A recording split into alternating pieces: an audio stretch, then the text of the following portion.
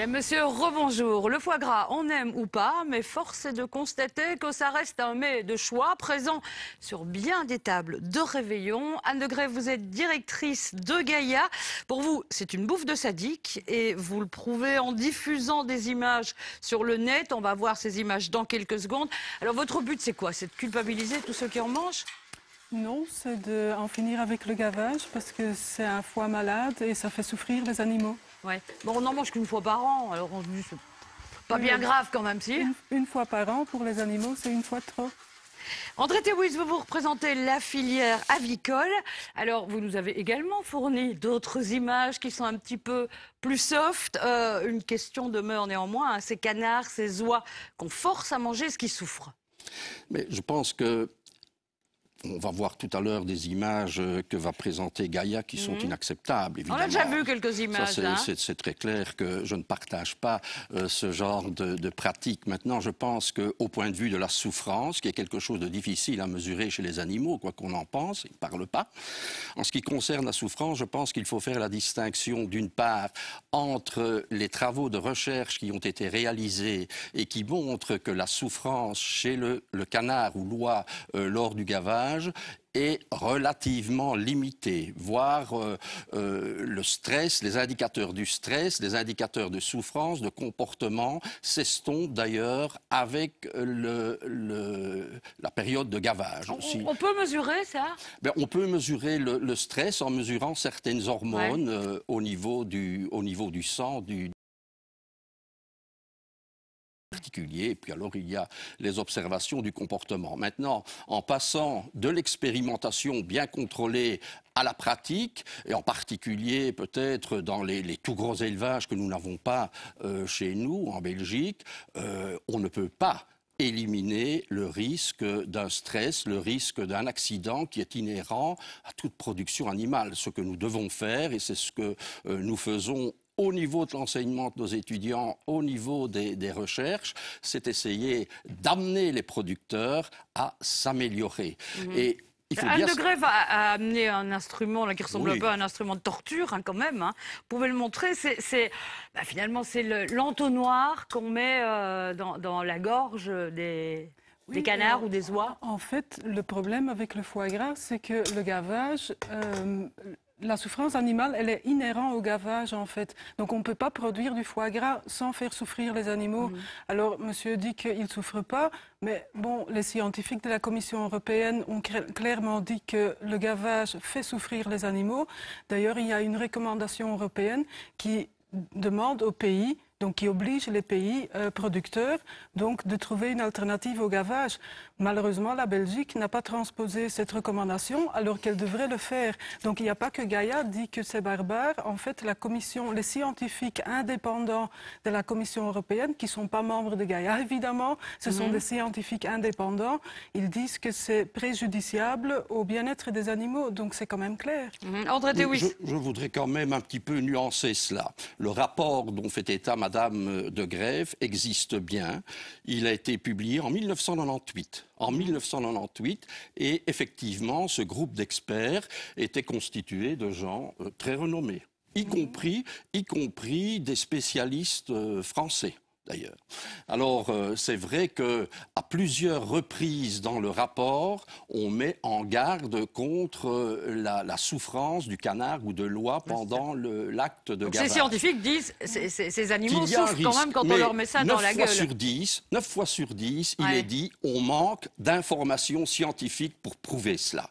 Donc, ce que ce groupe a recommandé, à l'exception d'une personne qui n'a pas signé ce rapport, un Anglais, je pense, ce que ce groupe conclut, c'est qu'il faut faire des recherches pour aller vers des alternatives au gavage. Et ça existe, les alternatives au gavage, ou pas? À l'heure actuelle, ça n'est pas encore évident. Alors, il y a une dernière publication qui date de 2012, qui a été publiée par des chercheurs français de l'INRA dans... Madame, attendez s'il vous plaît, laissez-moi terminer. Qui a été publié dans le Journal of Animal Science, qui est une revue américaine, qui est la première revue mondiale en matière de production animale, et qui conclut à une diversité des comportements de l'oie. C'est un travail qui a été fait sur l'oie et qui montre que dans des conditions normales d'alimentation, certaines oies arrivent à consommer des quantités identiques à celles qui leur sont administrées lors du gavage et arrivent à produire un foie gras correct. Maintenant, donc, il y a une très grande si je comprends bien, diversité. c'est quoi? C'est de l'autogavage alors? Oui, ce sont les animaux qui se nourriraient en abondance? C'est de l'autogavage. Maintenant, il faut savoir que ça, dans vous êtes d'accord l'opération... avec ça, Madame de Grève? Ça, en fait, il y en a certains qui le font maintenant, donc de l'autogavage, mais on n'arrive jamais à avoir un foie qui a le volume de 10 fois le volume normal qu'on a maintenant. En fait, un oiseau n'a pas de diaphragme, donc le foie gonflé, jusqu'à 10 fois le volume normal, pousse directement contre les poumons. Et les animaux, on le voit en fin de période de gavage, ils allaitent, ils sont en train d'étouffer, en fait. Et la mortalité dans les salles de gavage, c'est 10 à 20 fois plus élevé que chez des canards non gavés. Donc, c'est quand même une indication très forte de mal-être des animaux.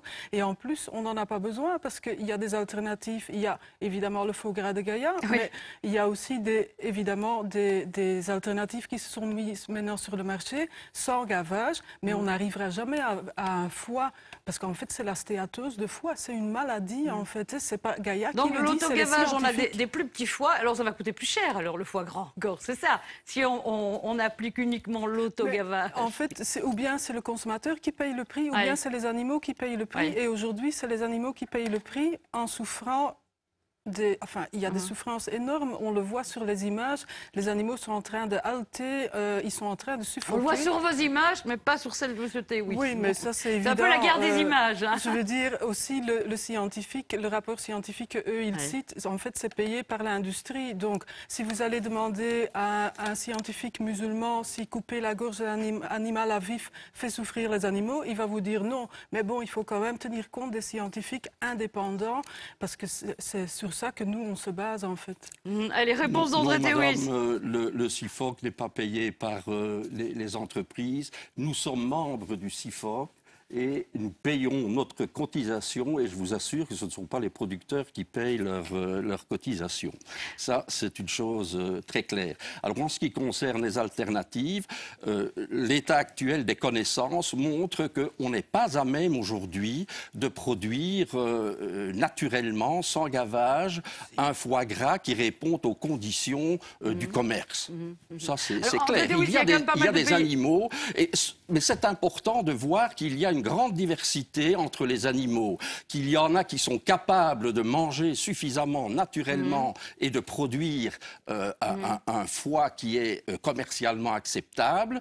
Encore faut-il maintenant exploiter, notamment par la génétique, par l'amélioration, exploiter cette diversité. Et là, on ne connaît pas encore exactement ce qui induit ces différences d'un animal à l'autre. Il y a pas mal de pays européens qui ont interdit quand même déjà le gavage. Il y a pas mal de pays européens qui ont déjà interdit le gavage. C'est au nom du respect des animaux? Oui.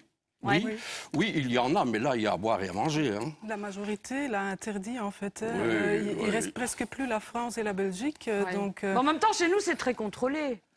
Mais le gavage en soi, il y a des problèmes qui sont inhérents au gavage, donc on ne peut pas, sauf si on fait un foie gras sans gavage, et contrairement à ce que monsieur dit, ça existe, c'est sur le marché, sauf que les producteurs de ce foie gras, ils ne veulent pas le dire parce qu'ils ont peur de perdre leur marché. Mais en fait, les consommateurs ne goûtent pas la différence entre un foie non gavé et un foie d'un animal gavé. Bon, on sait qu'on ne vous mettra pas d'accord, hein, mais le faux gras, qu'est-ce que vous en pensez, vous, André Théoui? Le faux gras, c'est le faux gras. Moi, ce que j'en pense, c'est que ça n'a rien à voir avec du foie gras de canard ou d'oie. Maintenant, c'est à chacun de juger. Mais ça n'a pas la même odeur, ça n'a pas la même couleur, ça n'a pas le même goût. Moi, ça me... Bon, ben voilà. Ça existe depuis 5 ans, Anne de Grève. Ça a été fabriqué par Gaïa, enfin pour Gaïa en tout cas. J'ai vu qu'il y avait pas mal d'huile de palme là-dedans. C'est pas très bon pour la santé, ça non plus. Hein. Mais Si on en mange en petite quantité, il n'y a pas de problème, quoi. Le foie gras n'est pas très bon pour la santé non plus. Et d'ailleurs, je vais vous donner quelques recettes si vous voulez goûter. Oui, d'accord. Parce que les professionnels de foie gras, donc les restaurateurs, il y a plus de 80% qui a goûté notre foie gras. On a fait une enquête et ils aiment bien le faux gras aussi. Ils disent que c'est une bonne alternative, que ça ressemble au foie gras. C'est évidemment pas la même chose. Mais le faux gras est quand même très gras, hein, même plus que le foie gras. Mais on n'en mange qu'une fois par an. Voilà, vous en mangerez à Noël? Le faux gras, oui. Le foie gras, jamais. Et vous, André Théouis, vous mangerez quoi? Je ne mangerai, merci. Je ne mangeais pas du faux gras, mais je l'ai goûté. C'est déjà cela. Je l'ai goûté. Et bon, je ne dis pas que c'est mauvais, mais ça n'a rien à voir avec le foie gras. Moi, ce qui me dérange dans le faux gras, Madame de Grève, c'est deux choses. La première chose, c'est cette huile de palme que vous dites qu'elle est biologique. Je veux bien, elle est peut-être biologique, mais est-ce que vous pouvez me donner la provenance de cette huile de palme? Mais oui, bien sûr. Oui, on a des certificats. Je peux vous ça les vient de quel pays? Je peux vous les envoyer. Non, ça vient de quel pays? Dites-le. Parce que moi, je suis allé voir, parce que ça m'intéresse. Qu'est-ce que vous sous-entendez? Ça vient d'où, d'après vous? Eh bien, vous posez la question, pouvez vous avez aller la voir réponse, sur sans doute. Internet, sur les sites qui défendent l'environnement. Oui. Eh bien, vous trouverez difficilement un site qui vous dit que l'on produit du foie gras, de l'huile de palme, excusez-moi, de l'huile de palme biologique, oui, bien sûr, mais sans nuire à l'environnement, c'est très difficile à trouver. Mais pas impossible. Ce n'est pas impossible, mais c'est très difficile à trouver. Même ce site-là met en doute, ça n'est d'ailleurs pas prévu dans le cahier des charges de l'agriculture biologique d'insister sur l'origine géographique. On n'a aucune certitude. J'espère que vous n'en commercialisez pas trop, parce que alors vous détruisez la forêt tropicale et vous détruisez la biodiversité animale Allez, et végétale. je suis sûre que le débat va continuer hors caméra, mais je vous remercie en tout cas d'y avoir participé. Et puis vous, téléspectateurs, à vous de choisir pour Noël. Tout de suite, controverse, les gros fraudeurs impunis. On en parle dans quelques instants. Et pour aborder l'actu très financière et controversée de la semaine, je reçois John Crombé, secrétaire d'État SPA à la lutte contre la fraude, Georges Gilquinet, écolo, Céline Frémaux, CDH, bonjour. David Clarinval, MR et Ahmed Lawesh, PS. Et dans le studio d'à côté, Johan Condeitz, rédacteur en chef de l'Écho, et Thierry Dupierreux, rédacteur en chef de l'Avenir, vous écoutent, vous regardent, vous scrutent. Ils seront avec nous dans une demi-heure pour passer vos propos à la moulinette. Si vous fraudez pour 100 €, on vous rattrapera. Pour quelques millions, sans doute pas. Aujourd'hui, la grande fraude continue à être largement impunie. C'est le constat affligeant du patron de la lutte anti-blanchiment. On l'écoute tout de suite. Sur 20 ans, on a détecté dans ces dossiers transmis uniquement plus de 22 milliards d'argent suspect. 22 milliards de fraude et en réalité, on en a récupéré combien? Mais dans ces montants transmis aux autorités judiciaires, il y a eu des condamnations avec amende et confiscation pour 1 milliard, presque 600 millions. C'est pas grand-chose. Mais ça pourrait... Je pense que ça doit interpeller. Est-ce qu'on sait faire mieux? C'est la question qu'il faut se poser. Est-ce qu'on peut considérer que c'est normal? Même si c'est un ratio international, je pense que dans une période qui est celle d'aujourd'hui, où on sait bien qu'il y a des problèmes financiers au niveau des États, et puis pas uniquement au niveau des États, que ça se répercute sur les citoyens belges, mais aussi européens, je pense quand même qu'il y a des questions à se poser. Est-ce qu'on met tout en œuvre, aussi bien sur le plan national que sur le plan européen, pour être efficace? Et votre réponse au niveau national? Mais ma réponse, elle est très claire. Je crois qu'on peut certainement mieux faire. John Crombé, vous partagez, vous, ce constat d'échec?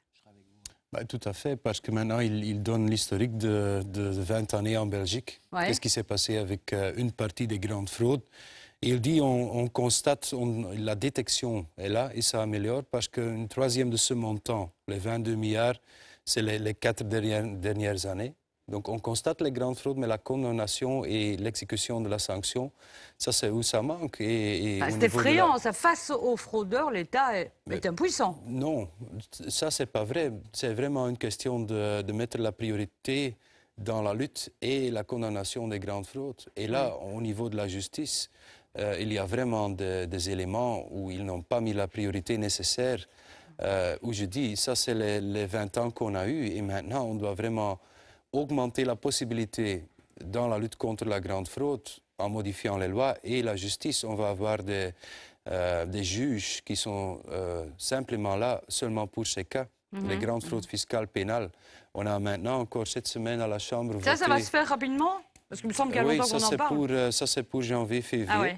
Ah ouais. Et il y a cette semaine à la Chambre, on a voté une loi aussi pour la récupération des moyens qu'ils ont gagnés par la fraude. Et ça va très loin, mais c'est nécessaire. C'est pour ceux qui sont condamnés. Donc ils ne seront plus impunis à l'avenir. Plus impunis, et ça c'est important parce que c'est non seulement la détection, et puis une procédure, une condamnation, mais après on doit encore récupérer. Il y a les grands fraudeurs et ça dure des années, c'est un des problèmes. Mais après des années, les grands fraudeurs, ils n'ont plus rien. Une fois que les juges ont dit, ça c'est votre sanction, ils n'ont plus rien. Et cette loi qui a été votée par la Chambre cette semaine doit vraiment aider, mais à chaque niveau, c'est important qu'on avance. Jean-Gilles Quinet, Jean-Claude Delepierre a présenté son rapport devant la Commission des finances de la Chambre. Absolument. Il y avait 3 députés présents, dont vous êtes le président. Bon, 3 sur, j'ai compté, il y a 17 effectifs, il y a 25 suppléants. On s'en fiche des milliards qui s'évaporent comme ça.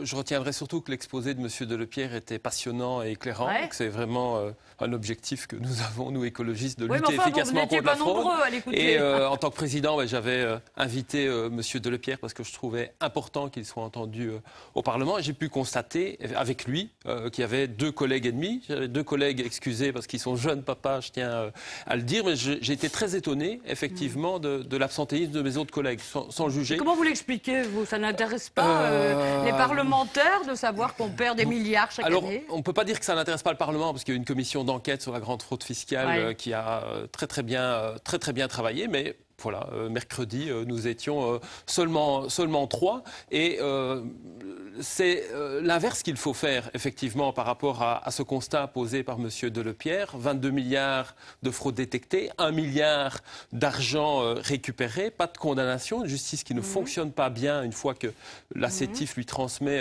les dossiers. Ça doit vraiment être une priorité. Alors, il ne faut pas interroger la personne qui était présente, qui organisait la réunion, mais ceux qui étaient absents. J'espère qu'il ne se désintéresse pas de la question. Suppléant. Non, mais moi je suis suppléant de cette commission, mais je suis surtout membre effectif de 2 autres commissions, en affaires sociales et en énergie. Et donc j'étais présent dans mes commissions, mais je ne pouvais pas être en finance, je ne sais pas être à 3 endroits en même temps. Il y a des membres de mon parti qui sont effectifs et qui étaient sans doute qui étaient là. Je ne sais pas, je n'étais pas présent. Il n'y était pas, mais voilà. Alors j'ai lu que chaque mois, il y avait 1800 dénonciations qui arrivaient sur le bureau de l'organe de lutte contre le blanchiment. 1800 par mois, c'est beaucoup, peut-être trop. Est-ce qu'il ne faudrait pas finalement privilégier la transaction pénale, Maître Laoueche? Autrement dit, on paye pour ne pas être poursuivi? Écoutez, c'est une des nouvelles modalités mises à la disposition de la justice. Vous y êtes favorable, vous? Écoutez, je l'ai exprimé à plusieurs reprises. C'est-à-dire que d'abord, la transaction existe en Belgique depuis 1984 et elle concerne tous les domaines, je dirais, du droit pénal. Donc tout ce qui est constitutif d'une infraction, ou d'un délit, d'un crime correctionnalisé, et notamment la grande fraude fiscale pour être concernée par ça. Pas les crimes de sang, pas les coups et blessures, bien évidemment. Donc c'est une des modalités qui répond, je crois, d'abord à une des recommandations de la commission qui a été chargée d'examiner les grands dossiers de lutte contre la fraude fiscale. Pourquoi ? Parce qu'on s'aperçoit que dans certains dossiers très complexes, des procédures peuvent durer 10, 15 ans, parfois plus, sans qu'au bout du compte, on ne récupère le moindre euro. Oui, et elles se soldent généralement alors, par la prescription. Par la prescription, on se souviendra de l'affaire Cabellux. Voilà. Les seuls montants qui sont rentrés dans le cadre de l'affaire Cabellux, ce sont des montants pour lesquels l'administration fiscale a passé des accords. Ce que je veux dire par là, c'est que, attention, il y a dans la loi une garantie très importante, c'est qu'en matière de fraude fiscale, le montant de la transaction ne peut pas être inférieur au montant de l'impôt élu. Donc c'est vraiment très important. Mais en même temps, plus fondamentalement, ce qu'il faut faire, c'est renforcer les services qui sont en charge de lutte contre la fraude fiscale. Grâce à John Crombie, je le dis au Parlement, je le dis sur le plateau, on a renforcé l'inspection spéciale des impôts, on a donné de nouveaux outils juridiques, notamment la levée du secret bancaire, dont l'inspection spéciale des impôts fait un bon usage. On a aussi introduit des dispositifs qui vont permettre de lutter contre certains véhicules juridiques qui occultent la fraude fiscale, comme les trusts ou les fondations privées. Donc ça, c'est vraiment très important. Restons quelques minutes sur la transaction pénale. Vous êtes d'accord avec ça? Je suis en désaccord avec M. Lawège et avec l'ensemble de la majorité sur le sujet. Cette transaction pénale amiable, c'est une loi qui a été votée en début de cette législature pour élargir la possibilité de transaction à des faits, des fraudes fiscales particulièrement Certains graves. disent que c'est une justice de riches. C'est une justice de classe, effectivement. Donc c'est d'abord le symptôme de l'impuissance de notre système judiciaire à aller au bout de ce type de fraudes qui sont très graves, qui sont inciviques, qui coûtent beaucoup d'argent à l'État et on en a beaucoup... on en a beaucoup besoin. Et le résultat est que, selon que vous soyez puissant ou misérable, vous pouvez ou non échapper à la sanction finale. Mais c'est du pragmatisme quand même. Quand on voit que les gros dossiers financiers n'aboutissent pas, dire ils vont peut-être mieux payer pour ne pas être poursuivis. Qu'un dossier soit...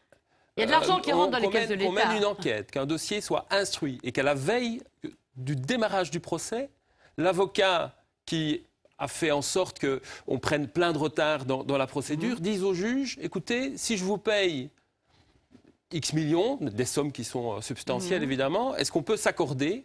Et rien n'apparaît par rapport aux coupables de la fraude, il n'y a pas de publicité quant à l'acte qui est posé, mais la chose n'est pas jugée. La justice, elle sert à dire à l'ensemble de la société que quelque chose n'est pas acceptable.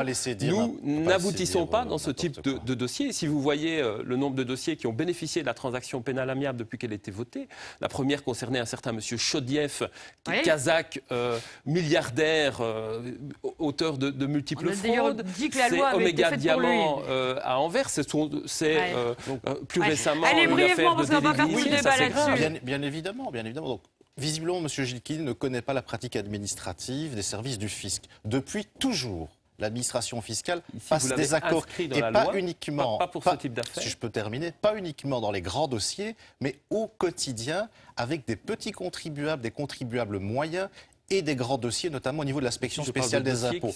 La loi qui a été votée a ajouté une garantie qui s'imposait déjà, c'est que la transaction ne peut pas aboutir à un montant inférieur à l'impôt éludé. Si M. Gilkine veut multiplier les dossiers qui n'aboutissent pas, si M. Gilkine veut faire en sorte que lutte contre la fraude fiscale aboutissent à 0 € d'impôt, alors il faut le suivre. Oui. On a bien compris votre propos. Céline Frémaux, je viens à vous, M. Combet. Un tout petit mot. Je pense que le travail qui a été opéré par le gouvernement était un bon travail et il s'est mis à bras-le-corps dans ces dossiers de lutte contre la fraude fiscale. Je pense que tout ceci renvoie aussi à la complexité du système fiscal en Belgique, à la nécessité de travailler dessus.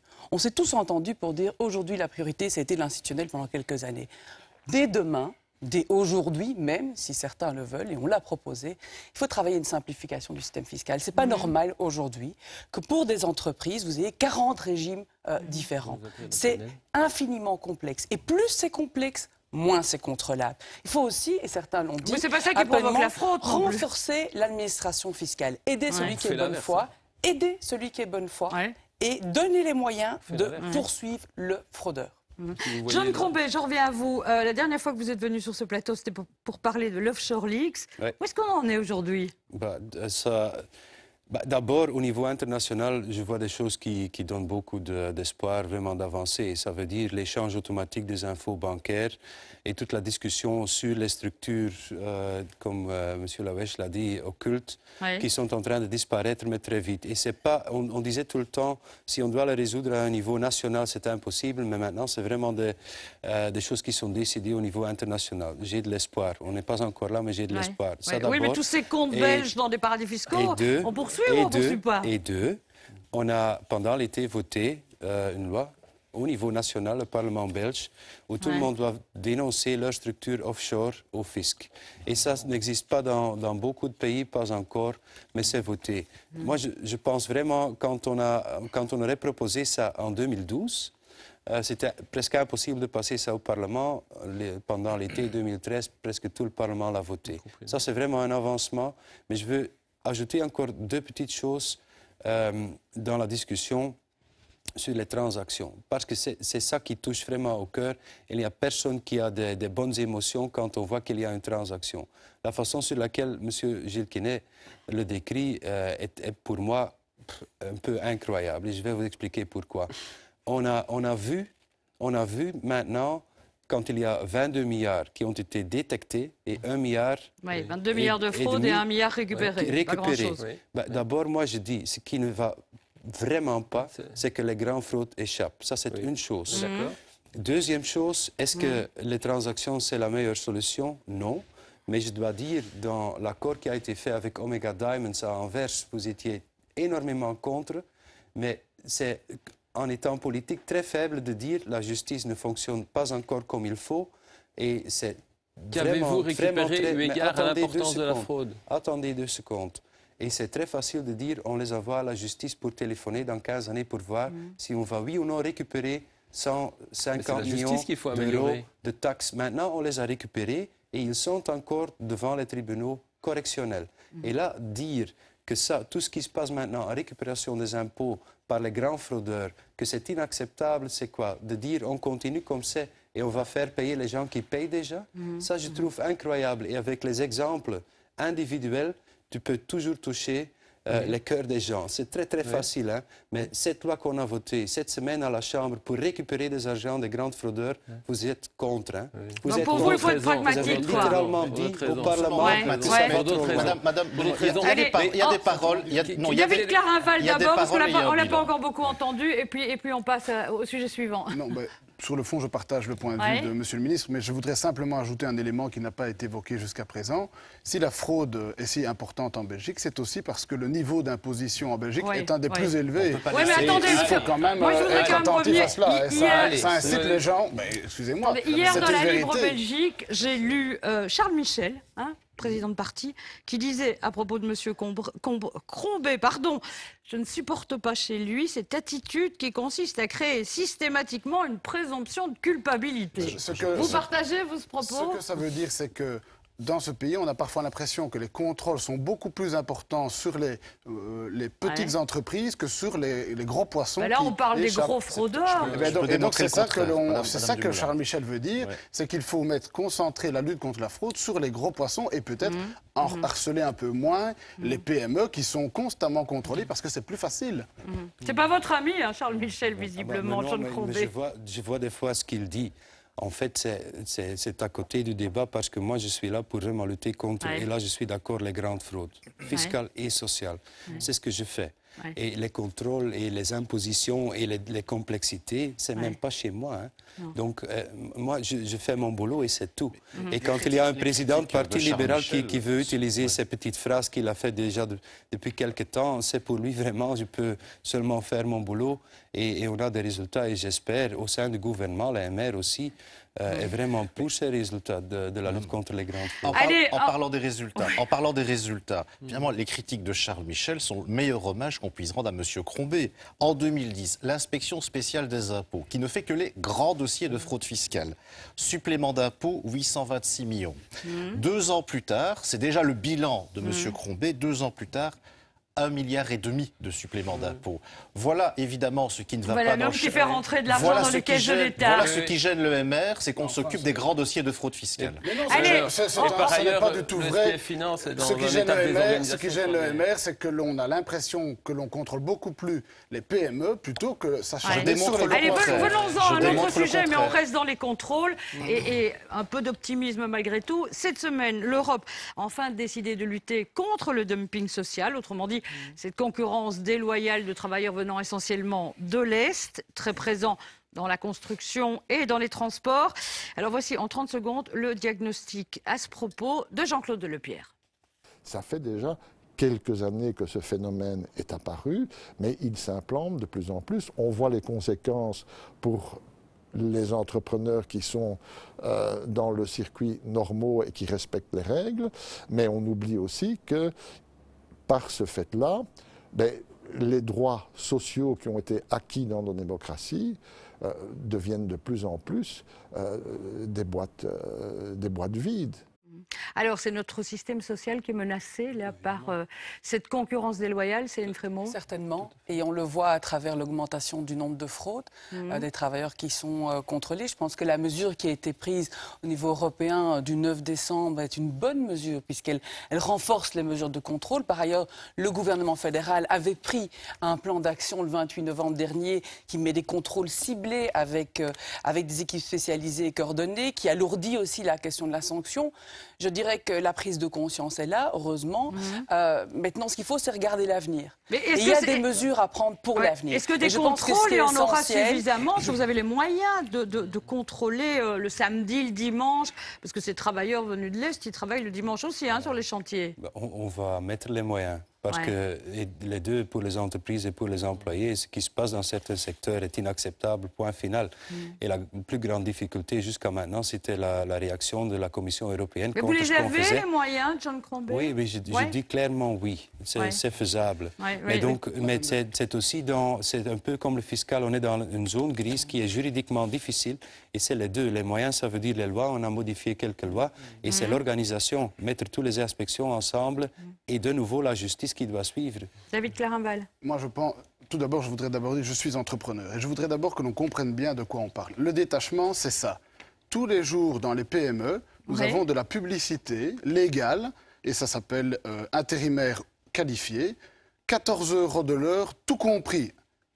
Un ouvrier roumain qui est engagé par une boîte aux lettres française en Roumanie et qui vient légalement dans notre pays pour 14 € de l'heure. Et ça, on ne peut pas l'empêcher. Et c'est déjà cher, parce que j'ai vu qu'il y en avait qui travaillaient à 3 € de l'heure. 14 €, c'est pour l'entreprise. 2 €. 14 €, c'est pour l'entreprise. Évidemment, cette entreprise intérimaire, elle bien sûr, rémunère il n'est pas payé 14 €. Mais ça, c'est légal. Alors qu'en Belgique, un ouvrier dans la construction, c'est au minimum, tout compris, 30 €. C'est-à-dire qu'on a des ouvriers qui viennent pour 2 fois moins cher. Alors, ce problème-là, ça engendre une concurrence déloyale pour les entreprises vertueuses qui engendre des faillites. Moi, j'ai interpellé... Donc, est-ce que les mesures européennes vont empêcher ça ou pas? J'y arrive. J'ai interpellé la ministre récemment. Ce sont 400 000 travailleurs qui sont aujourd'hui présents en Belgique sous ce statut-là. Alors, la réponse européenne est une bonne chose. C'est un premier pas. Mais pour moi, ça n'est pas suffisant. Ça va... Enfin, on change un peu le sens, parce que jusqu'à présent, l'Europe, en effet, n'était pas du tout favorable à ce genre de mesures. Monsieur Crombie était très fâché sur l'Europe, d'ailleurs, il y a quelques jours. Mais ce n'est pas suffisant. On vous avait empêché de prendre des mesures. Qui a voté cette directive, Madame de Moulin? Il faut être aussi correct. On s'est battu contre cette directive, qui est une directive libérale. Mais enfin, ça, c'est un scandale. C'est Jacques Delors, qui est un grand libéral. Martine Aubry. C'est Bolkestein. Je ne suis pas le porte-parole de Monsieur Delors. C'est une directive libérale qui veut... Nous voulons une Europe sociale. Effectivement, on a raison. Vous voulez qu'on ferme les frontières, mais je sais que c'est ça que vous voulez. Et que l'on veut qu'on ferme les frontières. Nous sommes pour la mobilité des travailleurs, mais en même temps, s'il vous plaît. La mobilité des travailleurs, c'est quelque chose d'important pour construire l'Europe, mais avec des droits et des devoirs sociaux équivalents. Et là est le problème. Vous savez que sur des marchés publics de l'État fédéral, la construction d'une prison à Marche, la construction d'une cité pour les finances à Liège, on retrouve des travailleurs qui ne respectent pas, dont les employeurs ne respectent pas les lois, les principes de la directive. Donc à tout niveau, on doit se battre contre ce mécanisme qui détruit notre économie, qui met la pression sur les travailleurs ici en Belgique, puisque d'autres acceptent de travailler à des conditions... Alors il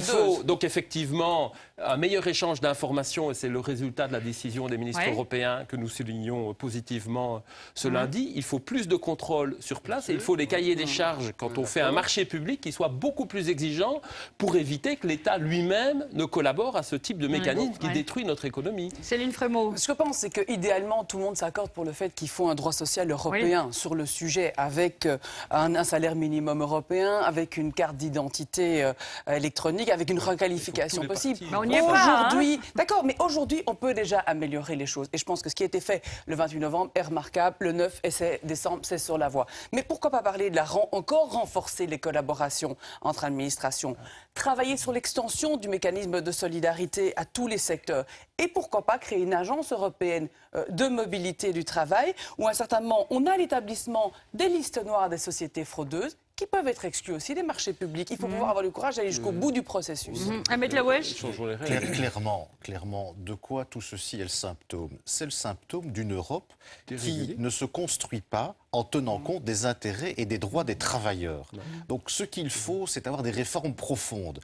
Très bien, il y a eu quelques avancées timides au niveau européen. Je salue par ailleurs positivement le travail du gouvernement qui a lancé un grand plan anti-dumping et qui a demandé aux auditorats du travail, c'est-à-dire les parquets spécialisés dans ce genre de questions, de mettre le turbo et de faire plus d'inspections, plus de contrôles. Mais moi, je crois qu'il faut aller au-delà. Je crois qu'il faut appliquer la loi sur la traite des êtres humains. À partir du moment où vos collègues du De Standaard révèlent que des travailleurs venant du Portugal sont payés à 2 €, ils tombent sous le coup de la loi sur la traite des êtres humains. Donc ça veut dire que ceux employeurs, patrons, entrepreneurs, complices, qui se rendent coupables de ce genre de comportement doivent pouvoir être traduits devant les tribunaux. Que la justice poursuive justement, c'est là où on a besoin que l'ensemble des services de l'État se mobilisent. Il y a une volonté politique qui a été, je dirais, quelque part adoptée au niveau du gouvernement pour aller dans ce sens. Et donc moi, ce que je crois, c'est que vraiment, il faut mettre le turbo et au-delà, avoir au niveau de l'Europe une autre approche. Il faut aller vers un salaire minimum, par exemple. Il faut aussi présumer que ces travailleurs résident en Belgique et ne sont pas détachés. Autrement dit, il faut inverser la charge de la preuve. C'est-à-dire qu'il faut les soumettre aux lois sociales en Belgique, sauf si on démontre qu'en effet ils sont détachés. Il faut restreindre la période de détachement. Il faut une coopération obligatoire entre les États pour lutter contre ce fléau, parce que c'est un fléau, la fraude sociale comme la fraude fiscale. John Crombé, le bourgmestre de Gand, qui est SPA aussi, a dit dans le Standard cette semaine, je crois que ce n'est plus tenable. Il parlait de l'arrivée probable de travailleurs bulgares au 1er janvier 2014, puisqu'à ce moment-là, les Bulgares pourront aussi venir travailler chez nous sans permis spéciaux. Alors, il y a beaucoup de craintes là-dessus. La vérité, c'est on ne le sait pas. On va voir. Mais ce que j'ai vu, c'est qu'il y a énormément déjà, parce que c'est les deux frontières, la Bulgarie et la Roumanie, énormément de gens de ces deux pays qui sont déjà là. Et qui travaillent sous un statut faux indépendant ou quelque chose comme ça. Donc je ne pense pas que c'est certain qu'il y a énormément de gens qui vont venir. Mais il y a ici de nouveau, et c'est toujours le cas avec la fraude, beaucoup de choses. Dans le plan d'action, il y a la coopération entre l'administration. Il y a pour les travaux qui sont publics ou semi-publics, on va vraiment regarder les contrats là. La remarque est correcte, les marchés publics. La justice qui doit suivre, ça va de nouveau être primordial. Mais aussi, on va, début de l'année prochaine, on va vraiment identifier chaque employé sur les grands chantiers dans la construction. Chaque jour, chaque employé... Vous allez les contrôler tous les jours? Oui, donc le système a été voté, décidé, il est en place chaque jour. L'enregistrement électronique qui va alors on va permettre vérifier de suivre quoi Mais le plus important... Qui est sur le chantier. Qui est sur le chantier, mais journalièrement, tout le monde qui travaille doit être enregistré. Mais ce qui est le plus important, c'est ici un sujet où au niveau politique, tout le monde est d'accord que maintenant, ça suffit. Au niveau des entreprises, ils sont très demandeurs qu'on réagisse et les employés aussi.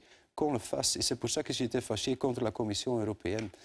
Quand on met ça en œuvre, et la politique est d'accord, les employés et les employeurs sont d'accord et ils disent non, pour nous ça va un peu trop loin. On ne peut plus attendre l'Europe. C'est un premier pas, mais on doit aller plus loin. David Caraval, oui, vous l'entrepreneur, là, j'aimerais bien réagir. Vous êtes content de ces mesures qui vont être prises? Oui, bien sûr, ça je partage à 100% les mesures qui sont prises, je l'ai déjà dit. Mais les caricatures de M. Gilkine qui dit que c'est une conséquence de la politique libérale, le détachement, au plan européen, le détachement quand il est fait, laissez-moi parler, le détachement quand il est fait légalement est tout à fait correct. La libre circulation des travailleurs, c'est un acquis important. On ne va pas revenir là-dessus, mais ce qu'on voit ici, c'est beaucoup d'abus. Ce qui se passe, ce sont les abus. Et ça n'a jamais été accepté. Et les libéraux sont les premiers à dénoncer les abus. Et ce sont ces abus qui explosent. Entre 2007 et 2012, on a doublé. Donc le détachement... Quand c'est loyal, il n'y a pas de problème. C'est quand c'est déloyal. Et ça, il faut arrêter de caricaturer. Nous contestons la directive en tant que telle. Alors, le premier élément sur lequel il faut agir pour pouvoir éviter ce genre de problème, c'est aussi le fait que la Belgique est le pays qui a les plus grandes charges qui pèsent sur le travail au monde. On a les cotisations sociales. On a les cotisations sociales les plus élevées du monde. C'est évidemment beaucoup plus rentable. Bien sûr, c'est évidemment beaucoup plus rentable de venir ici pour faire du dumping dumping social qu'en Angleterre.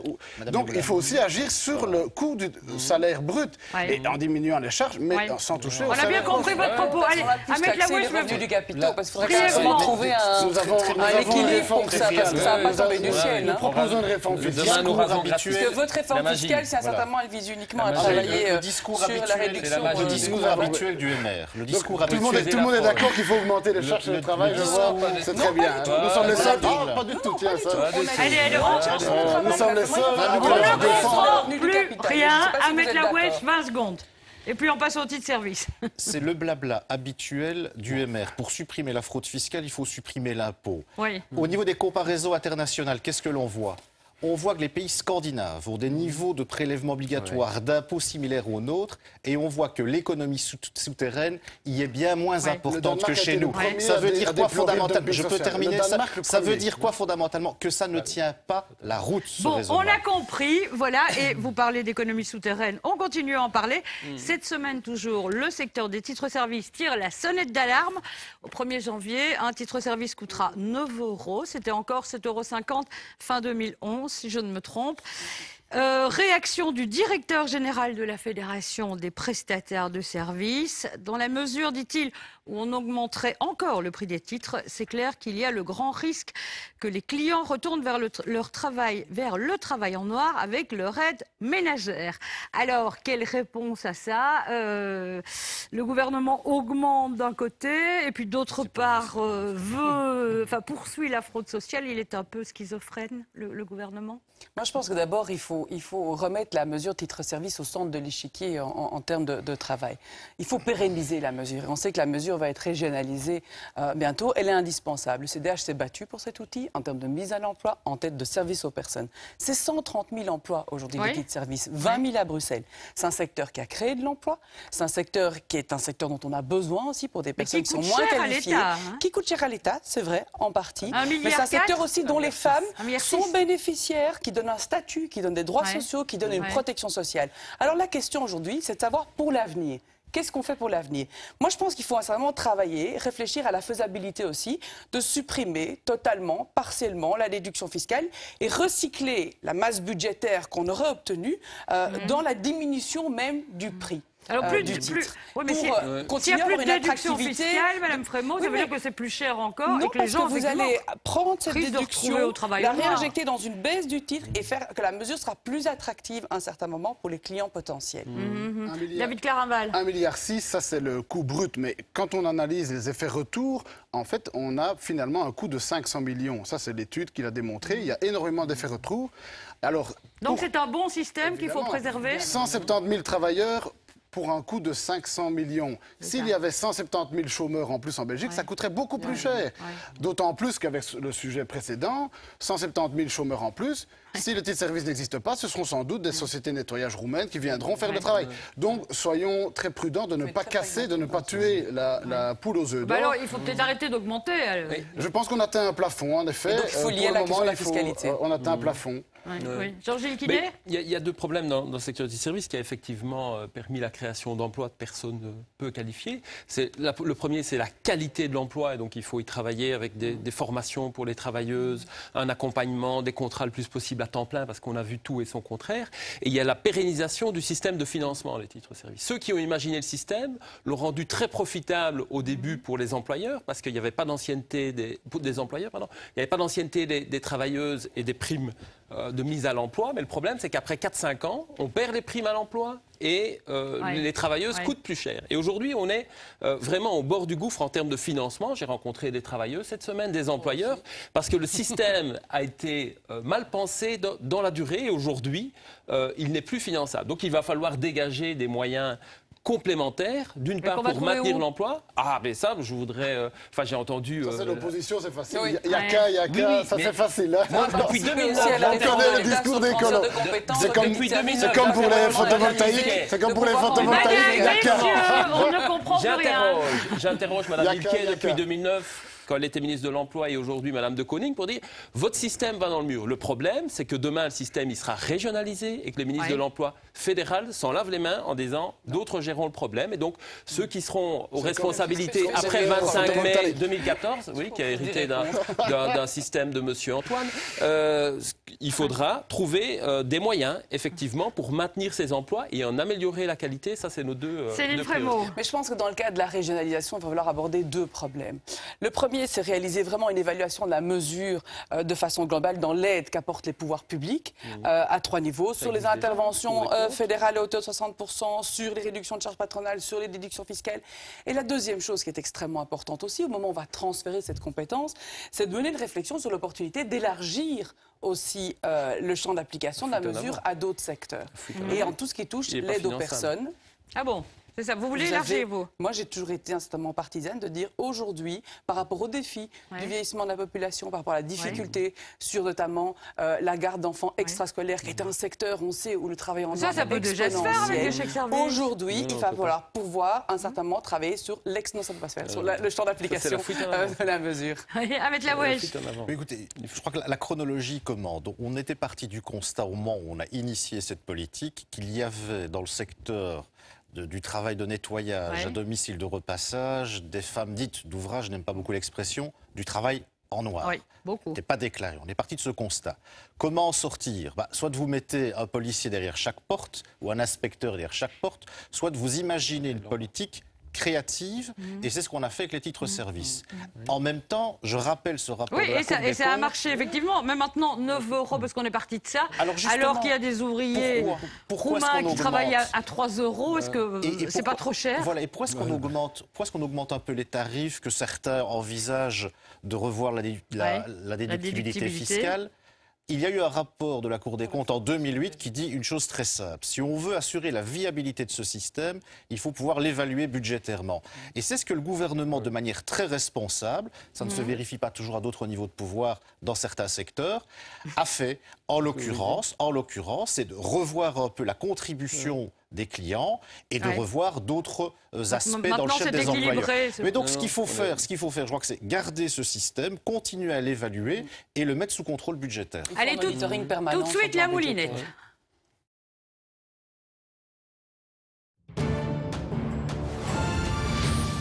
C'est Johan Condeitz, rédacteur en chef de l'Écho, et Thierry Dupierreux, rédacteur en chef de l'Avenir, qui nous rejoignent pour passer vos propos à la moulinette. Thierry Dupierreux, les travailleurs détachés, c'est sûrement un sujet dont on va continuer largement à parler. Les travailleurs détachés, oui, et la fraude fiscale aussi. D'ailleurs, sûrement. Il y a quand même des petites phrases qui sont revenues ici, moi, qui m'interpellent. C'est la justice ne fonctionne pas comme il faut. C'est pas moi qui le dis, c'est M. Crombé tout à l'heure. Alors moi, je me demande, il y a des priorités qui sont mises au niveau du gouvernement.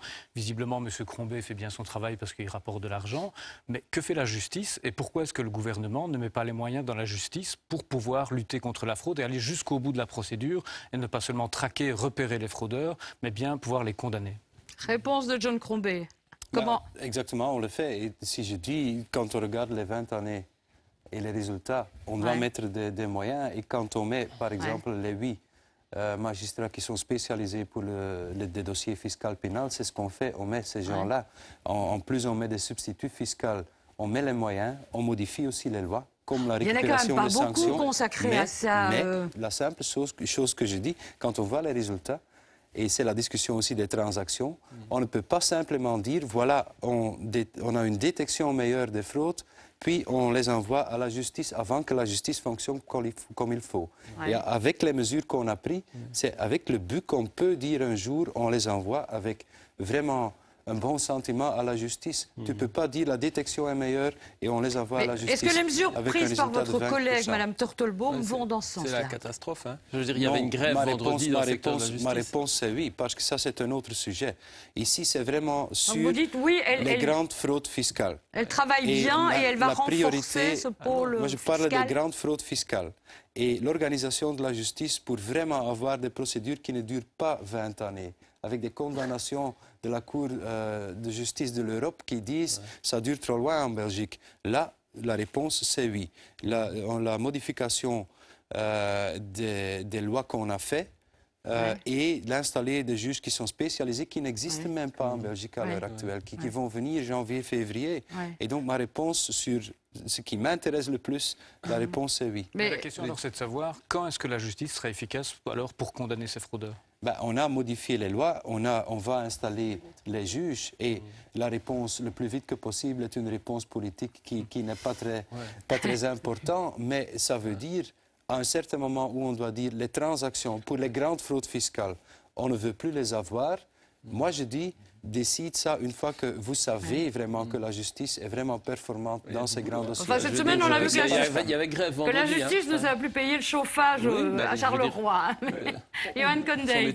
Au-delà des chiffres qui sont très intéressants dans le rapport de la CETIF, il y avait quelque chose d'autre qui était intéressant, qui était peut-être un peu anecdotique. CETIF, vous rappelez, cellule de traitement des informations financières. De M. Delpierre. Il y avait quelque chose d'assez cocasse, en tout cas, c'était une nouvelle qui a été écrite par le juge d'instruction bien connu Michel Claes, qui est spécialiste de la lutte contre la criminalité en col blanc. Et il faisait ça un peu par l'absurde. Donc son propos était de dire, mais au fond, c'est une nouvelle, hein, donc c'est quelque chose de fictif. Il disait, mais est-ce que les Américains ne devraient pas envoyer leurs Marines aux îles Caïmans pour aller récupérer tous ces milliards qui s'évaporent? Moi, je me demande... Est-ce qu'on ne devrait pas lancer un grand plan de lutte contre la fraude fiscale quand on voit qu'il y a 22 milliards qui sont identifiés et qu'on en récupère sur 20 ans 1,6, c'est-à-dire moins de 10%. Jean-Claude Delpierre dit que c'est un minimum, les 22 milliards, puisque la fraude est estimée à plus que ça. Donc on aurait énormément de choses à gagner. Donc pourquoi est-ce qu'on ne lance pas quelque chose de massif, un peu à l'image des États-Unis? La question, c'est à quel niveau, parce que la détection, ça va mieux. Les dossiers de grande fraude, grand blanchiment, ça va mieux. Les enquêtes, ça va mieux. Et puis on arrive à les enquêtes, ça va mieux. Monsieur Gilles, il faudra décloisonner vos services. Et puis ça arrive à la justice. Et puis on est confronté avec des dossiers complexes et les avocats les mieux payés. Je m'excuse, mais c'est comme ça. Et puis la performance au niveau de la justice, là, n'est pas performante comme il faut. Ça, on est en train d'améliorer. Et la dernière étape, c'est la récupération des sanctions. Maintenant, cette loi qu'on a, je l'estime vraiment importante, la récupération des sanctions, parce que si la dernière étape n'est pas là, ça n'entre pas dans les chiffres.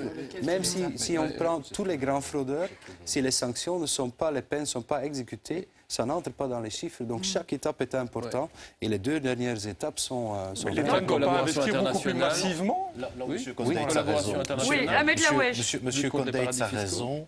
Je pense qu'au niveau de l'administration fiscale, il y a un premier problème. C'est la manière dont le département actuellement est géré par M. Gaines. Il faut le dire et je l'ai dit. Deuxième élément. Et qu'est-ce que vous voulez dire par là? Ça veut dire fondamentalement qu'on est dans un état de démotivation au niveau du département des finances en raison d'une gestion administrative du ministre qui a délégué au président du comité de direction et qui malheureusement a montré que la dite réforme ne passait pas auprès des agents. Les gens ne travaillent plus, ils sont démotivés et il est grand temps d'y remédier. Deuxième élément, là où M. Condeitz a raison, on doit renforcer les parquets et les services de police qui sont en charge de lutte contre la fraude fiscale, la criminalité financière en général. Besoin de plus de magistrats spécialisés, besoin de plus d'enquêteurs spécialisés. Que vous disent les magistrats instructeurs? Le problème est toujours le même, est-ce qu'on a les moyens? Oui, mais est-ce qu'on a les moyens de ne pas le faire par rapport à ce que ça nous coûte? On vient leur prendre des policiers pour les affecter à des affaires de droit commun ou de lutte contre le terrorisme, ce qui est très important, mais on oublie la criminalité financière. Alors évidemment, ça demande des moyens, vous avez raison. Et quand on voit que certains proposent des réformes fiscales qui vont encore vider les caisses de l'État, eh bien ce n'est évidemment pas avec ce genre de politique budgétaire qu'on va pouvoir dégager des moyens nouveaux. Donc ce que je crois, c'est qu'à un moment donné, il faut faire des choix politiques. Il faut, oui, plus de moyens dans la lutte contre la criminalité financière, qui a comme vertu de rapporter de l'argent. Les aspects de collaboration internationale. Dans l'exemple fictif, il ne nous faut pas une armée. Il nous faut quelques gens très spécialisés et la magistrature qui dit vraiment pour nous la lutte contre les grandes fraudes fiscales et sociales, c'est prioritaire parce que c'était les grands dossiers fraude fiscale et le dumping social, c'est les grandes fraudes. Et il faut soutenir ceux qui le font. Il faut quelques gens spécialisés, très performants avec les bonnes lois, les instruments nécessaires. Pas une armée. Vous allez les trouver? Vous allez les engager? Oui, on est en train de les engager et certainement à Bruxelles, parce que dans la magistrature, dans les tribunaux à Bruxelles, là vraiment, on est en train de renforcer énormément. On hésite à investir là-dedans alors qu'on voit que ça peut rapporter gros. On a hésité dans le passé, mais je vais vous donner un simple exemple. C'est un gouvernement de 2 années. Les premières années, on a vraiment, et je vais donner l'exemple dans le dumping social, on a travaillé les lois. On a modifié 7 lois pour lutter meilleur contre le dumping social. Puis on a augmenté les contrôles. Avant l'été, on a vu dans la construction, il y avait un problème, 20% plus de contrôles. Pas encore le résultat. Et maintenant, le plan d'action, c'est vraiment de dire, il y a les instruments, il y a plus de contrôle, mais maintenant, on doit vraiment mettre une coopération sur le problème. Même, ce n'est pas dans 2 années que tu dis la première journée, maintenant, voilà, on ouvre... Donc vous dites que vous travaillez bien, c'est ça? Mais je dis simplement que j'ai assez de l'espoir que ça va... Les pas ont été franchis de façon plus que correcte. Il n'y a que M. Claraval qui lève les sourcils. Non, mais moi, non, sur cet aspect des choses, je suis tout à fait d'accord avec M. le ministre. Mais moi, je pense que... Il faut renforcer les contrôles, mais il faut aussi diminuer la pression fiscale globalement, parce que c'est aussi ça qui motive la fraude. Si on n'avait pas un niveau ciselé, on aurait moins... La rendre plus lisible, plus opportune. Écoutez, très sincèrement, à nouveau, pour être très concret, le gouvernement a quand même pris le taureau par les cornes, il faut le dire. Il y a des difficultés, je les ai rappelées. Il y a aussi des avancées. Prenez la levée du secret bancaire qui concerne les grands dossiers de fraude fiscale parce que les grands montages ont toujours besoin d'un circuit financier occulte. L'inspection spéciale des impôts, je reviens à elle, en 2011, faisait moins de 30 demandes de levée de secret bancaire en matière d'impôt sur les revenus. Elle en a fait 652 en 2012. Pour rappel, l'inspection spéciale des impôts fait bon an mal an 1000 dossiers de vérification. Donc ça veut dire qu'il y a des avancées aussi. Ça veut dire que quand on le veut, on peut le faire. Le gouvernement, je pense, a pris le bon chemin. Il faut poursuivre et renforcer la dynamique. Moi, je suis d'accord de dire qu'il y a des choses qui avancent. Et nous les avons votés. Et puis il y en a d'autres qui reculent, monsieur Laouech. Et il y en a d'autres qui reculent. Et il y en a d'autres qui reculent, monsieur Laouech. L'état du SPF Finance que vous avez cité, la transaction pénale amiable qui est une justice de classe. Et un troisième exemple, nous sommes actionnaires aujourd'hui de la première banque française, le premier actionnaire, BNP Paribas, qui participe, et c'est dans la presse très régulièrement, à des montages d'évasion fiscale. Et quand on interroge le ministre des Finances pour dire mais que disent les administrateurs qui représentent l'État belge au sein de BNP Paribas, est-ce que vous cautionnez ce genre de choses? C'est silence, laissez faire la gestion quotidienne. Et donc si on veut que ce que fait M. Crombé ne soit pas juste l'effort d'une personne au sein d'un gouvernement, mais que ce soit transversal, il y a encore beaucoup de travail parce que tout le monde ne tire pas dans la même direction. Johan Condeit, une dernière question. Peut-être sur le dumping social, parce que comme pour la fiscalité, moi j'ai entendu beaucoup de vœux pieux, mais finalement, et Mme Frémaux l'a souligné, est-ce qu'il ne faut pas, parce que j'entends aussi parler depuis presque des décennies maintenant, de l'Europe sociale, mais on n'avance pas sur l'Europe sociale. Est-ce qu'on ne doit pas inverser la manière de prendre Allez, il reste 30 secondes. John Crombé, l'Europe sociale, elle va avancer enfin. On avance un peu, mais pas suffisamment vite. Il y a les salaires minimums qui apparaissent maintenant, il y a les décisions qui sont prises, mais c'est tout à fait clair, on ne peut plus attendre l'Europe pour vraiment faire le nécessaire. Merci, madame. La carte d'identité électronique. Merci, madame. Merci, messieurs, d'avoir participé à ce débat. Bon appétit si vous passez à table. À dimanche prochain. Au revoir.